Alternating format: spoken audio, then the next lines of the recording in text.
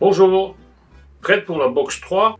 La 1 et la 2 sont vides chez la plupart d'entre vous.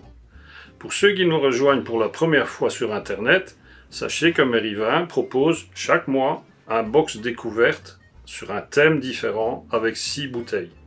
Ce mois-ci, nous allons parler des blancs de printemps, des vins blancs français essentiellement. Voyons voir ce qu'il y a là-dedans.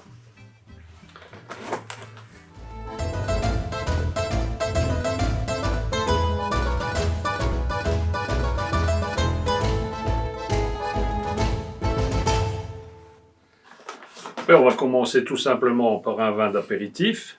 Assez rare, un muscat vinifié sec. Traditionnellement, les muscats sont moelleux, mais ici, chez les vignerons du Rivesaltais, en Roussillon, la cuvée est essentiellement sèche, franche, tendue sur les saveurs de raisin muscat. Excellent apéritif. Nous partons ensuite au bord de l'étang de Thau. Là, nous sommes entre Béziers et Sète. L'étang de Thau est un grand lac frontalier avec la Méditerranée. C'est ce qu'on appelle un lac littoral. Et tout autour, il y a plein de vignes, dont celle-ci, à base de piquepoule, un cépage typique de l'endroit. Cela donne une cuvée sèche, tendue, fraîche, et qui est particulièrement adaptée à toutes les nourritures, tous les plats cuisinés à partir de produits de la mer, comme les moules, les mollusques, les crustacés. Remontons un peu dans la région rhodanienne, dans le Gard, et nous retournons au cellier des Chartreux.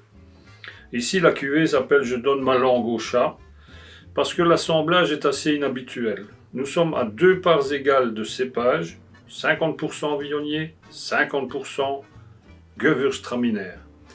C'est assez inhabituel, ça donne un vin sec, gras, très parfumé, qui donne l'impression de ne pas être sec, mais qu'il est. Idéal pour les salades composées, toute la cuisine aux aromates, aux agrumes et la cuisine en aigre doux d'obédience asiatique.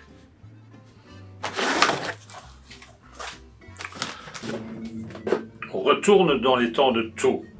Là tout près, les vignerons de Richemère font une cuvée qui a rapport avec l'écosystème de l'étang de Thau. C'est le plus grand microcosme d'hippocampe en Europe. Donc la cuvée s'appelle Hippocampe. Elle est composée de 3 cépages, le chardonnay, le sauvignon et le viognier, avec un passage en barrique. Cela donne une cuvée plus structurée, une cuvée que l'on peut utiliser sur tous les plats cuisinés, qu'ils soient de poisson, qu'ils soient de viande blanche ou qu'ils soient fromagés.